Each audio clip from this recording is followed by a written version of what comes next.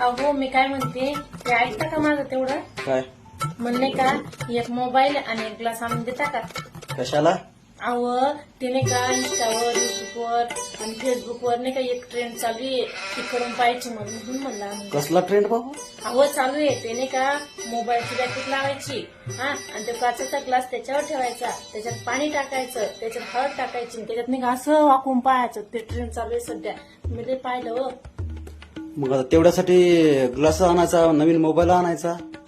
मग आणा ना काय होतं येडी पागल बाई इथं सगळे तू पोहे केले त्या पोह्यात हळद टाकायला नव्हते तुला पांढरे फटक पोहे खाऊ घातले तू आणि तुला ते ट्रेंड करायसाठी गिलासामध्ये आता हळद टाकायची का आणि तो मोबाईल आणायचा 15,000चा गिलास आणायचा 3,000चा का पागल बाई आहे तू इथं खायला हळद नाही ना भाजीला टाकायला तुला हळद नाही येडी हळद काही बी कुठलचं पाहते एकच मोबाईल आहे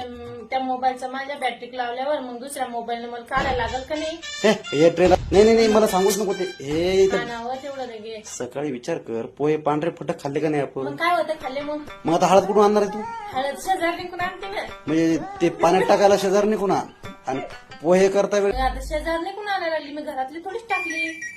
वा रे वा हे हळद नाही सुधारणार